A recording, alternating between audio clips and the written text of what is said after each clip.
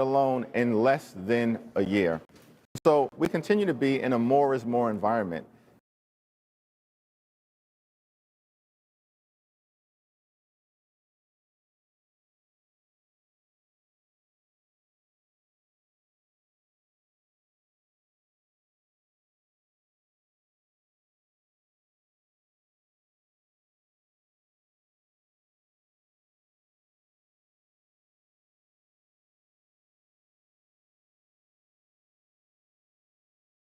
And as Democrats, we'll be required to do more town hall meetings, more press conferences.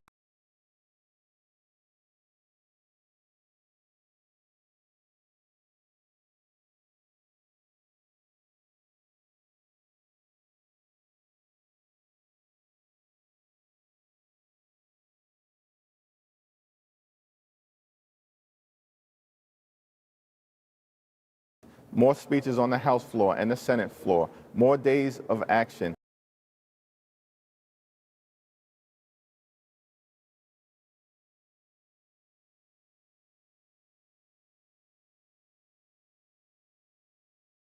More hearings on Capitol Hill and throughout the country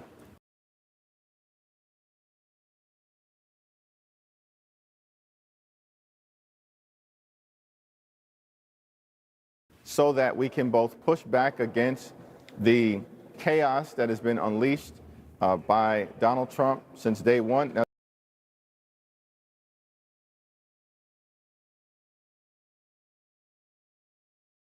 this is just the first day of the government shutdown, but it's day 255 of the chaos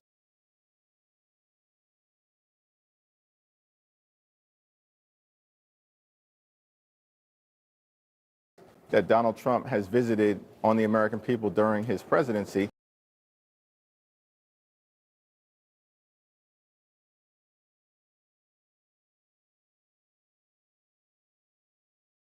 And we're going to have to sustain righteous intensity to match what's happening so we can end this national nightmare.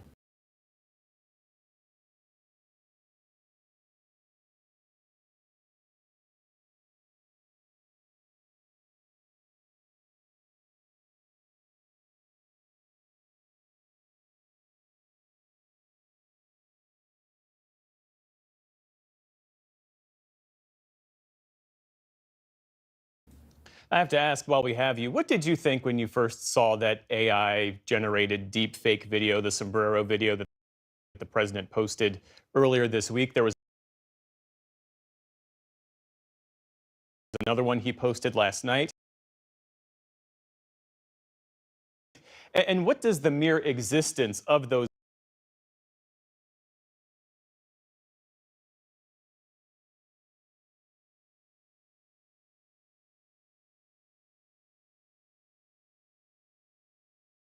videos say about the political climate we're in right now?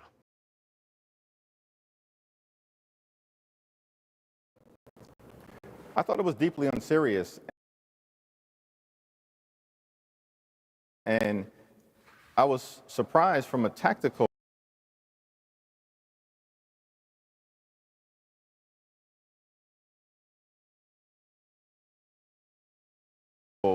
perspective as to why Donald Trump would engage in this type of unhinged behavior in the immediate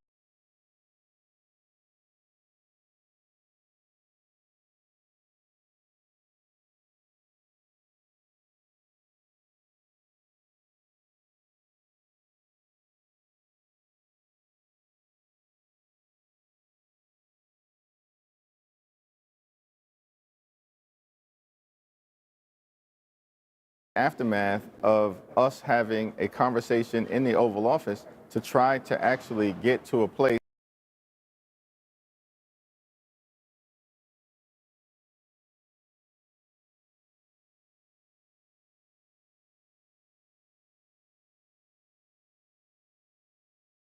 where we could avoid the government shutdown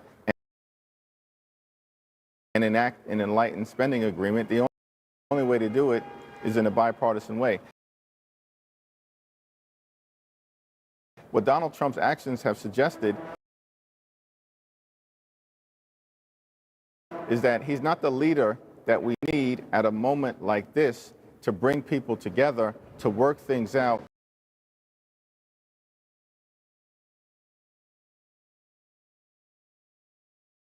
To exercise common sense, to be able to find common ground in order to promote the common good.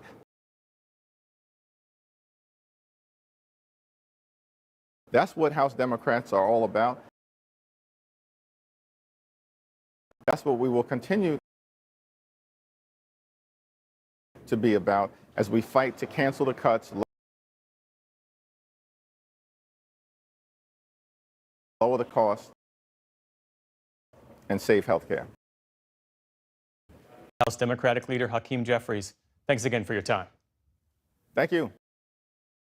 For the Republican view on the shutdown, we're joined now by Representative Mike Herodopoulos of Florida. Congressman, welcome back to the NewsHour. Great to be here. So as you just heard, Democrats are not giving in on their demands to reverse the Medicaid cuts, to extend those Affordable Care Act tax credits.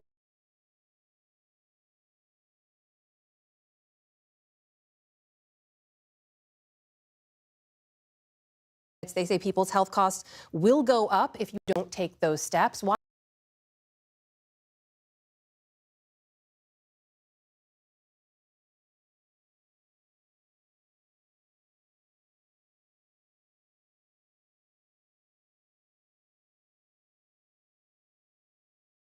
I oppose that.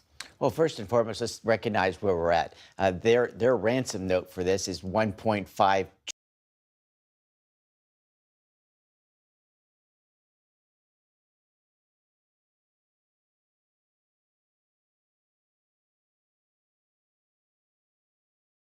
trillion. And if we wouldn't have a negotiation, That's the equivalent of the cuts, right?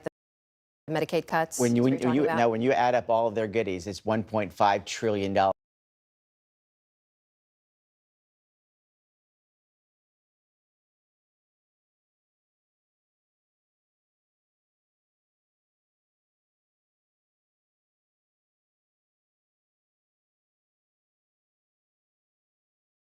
And let's also be clear, any Medicaid cuts that they talk about wouldn't take place till 2027.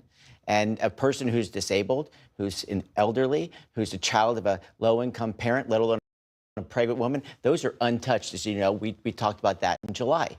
But that said, let's keep the government open and have these thoughtful negotiations.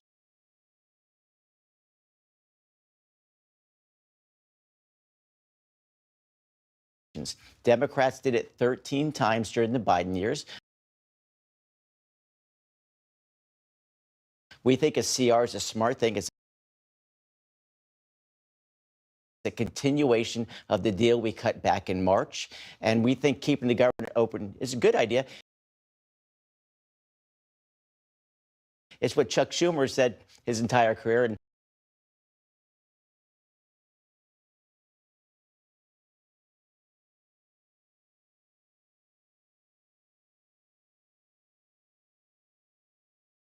I'd like to think they can do it again. So as you mentioned, the Medicaid cuts don't go into effect until 2027, but the subsidies do run out at the end of the year.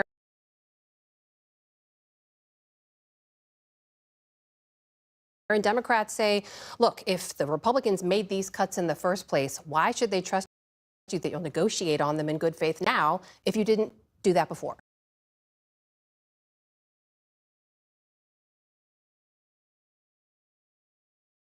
Well, I think one is we need to negotiate. I think it's a thoughtful thing to do. But let's keep the government open in the meantime. Let's not penalize people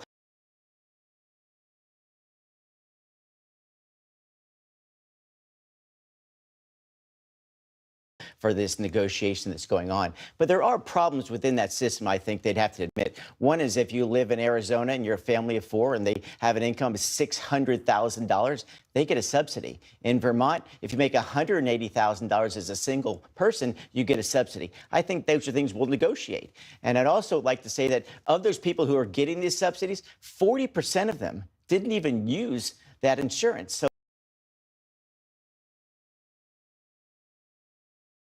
So some people are getting signed up for it. They're not getting that quality health care they need to have. That's why we need to have the overhaul much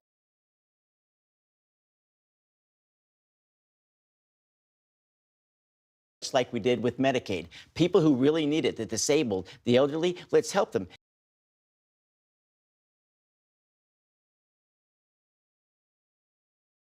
Same thing with the subsidies. Truly, people have the financial need, not just another program. I hear you saying you should negotiate, but as Leader Jeffries just said, the White House hasn't reached out. Republican leadership has not reached out to negotiate. They're basically saying Democrats need to drop their demands. Well, I would say this. What's the benefit of closing the government? I can't think of one. Well, Democrats would say they're fighting for health care costs here. They don't want people's costs to go up. Let's also say this. Since Obamacare has been in place, prices have gone up radically. And a lot of folks are hurting who pay for the quote,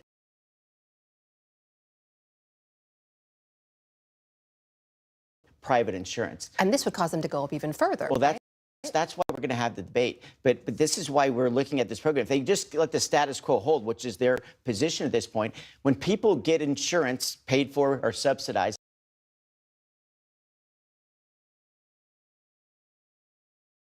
and 40% don't even use it, there's a problem in the system. Or if you're a family making $600,000, you shouldn't be having a subsidy.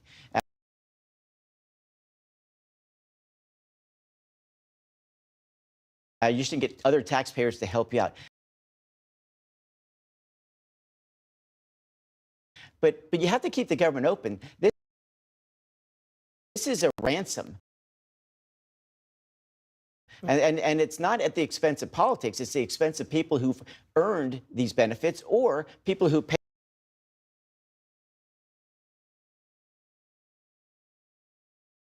taxes are not getting the services they deserve. So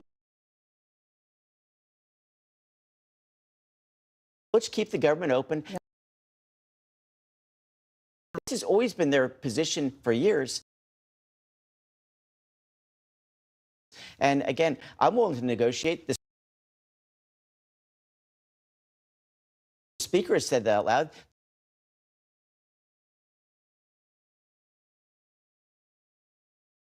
The Senate Majority Leader said it out loud. And I take them as honorable people. So Republicans are saying Democrats are causing the shutdown. Democrats are saying Republicans are causing the shutdown. One thing, we voted to keep the government open in the House. Again, we're there. This is when they're saying and Democrats say if you negotiate with them, they would also agree to this.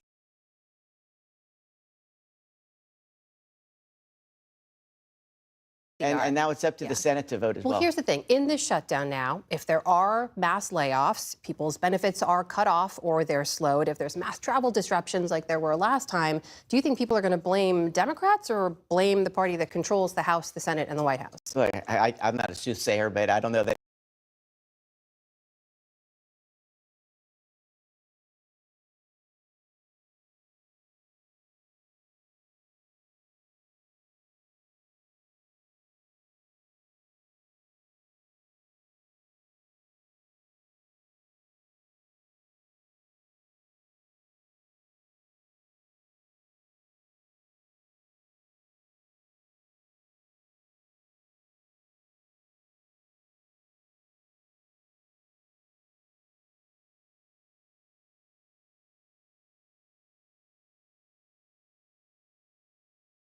Answer, but I think the right thing to do is to keep the government open. That's my perspective in this. And when you talk about how the system works, what I think is silly as a new member of Congress is that all these people are being furloughed. I don't know if they'll be let go permanently or not, but probably just be furloughed. They're literally not working, but as you know, when the government does get back open, they're actually going to get paid for not working. It's so silly. It's only Washington is the reason I came to this place to try to reform it, and why you and I have constructive conversations. We need to move past the hyper-partisanship.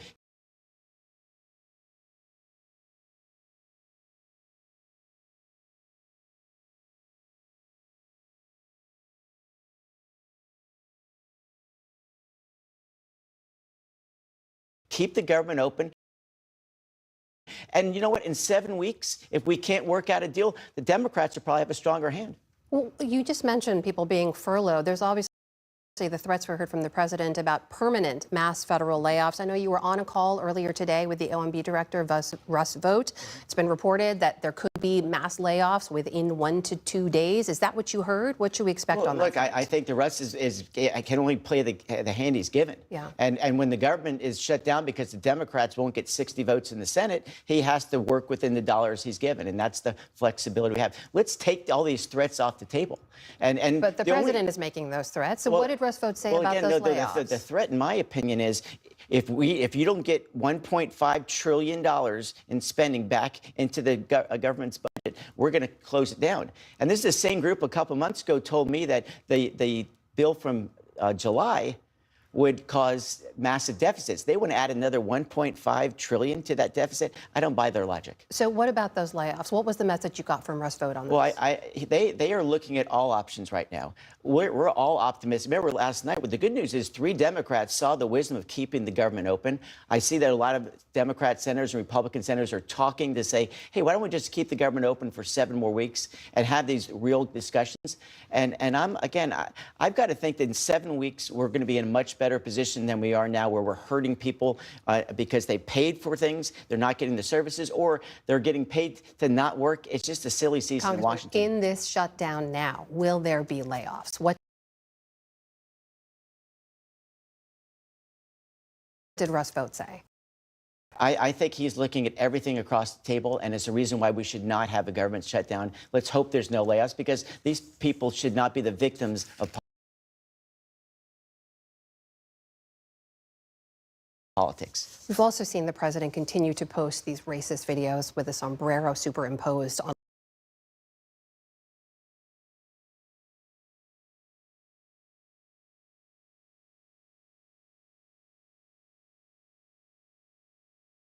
Leader Jeffries' head. Why does he keep posting those? What's the message there?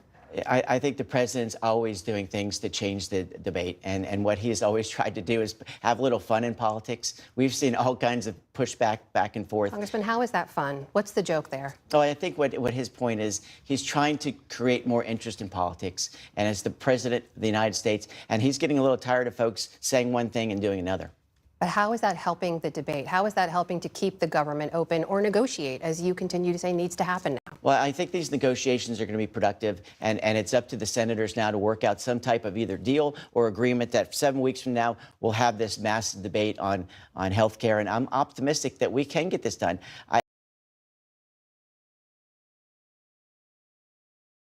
I think that a lot of Republicans feel like these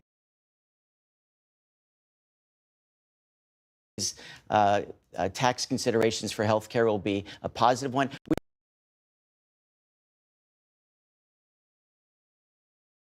We just want to get rid of the waste and fraud. I mean, when 40%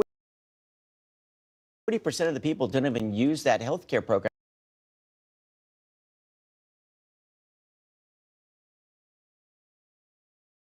clearly insurance companies are getting paid and no one's getting any services.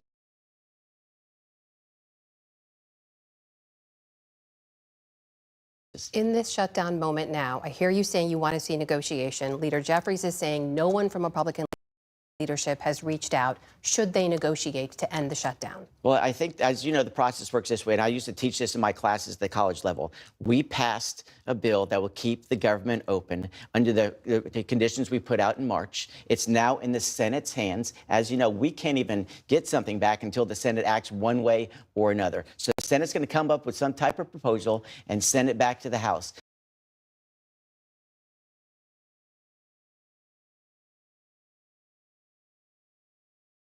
We have been in good faith, always trying to keep the government open.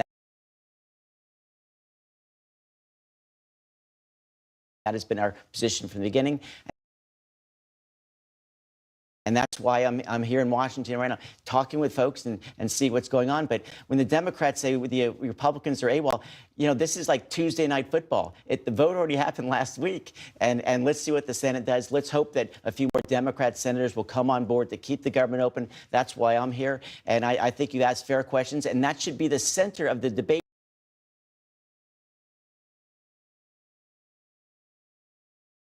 that is going to be happening from this point forward once we get the government back open.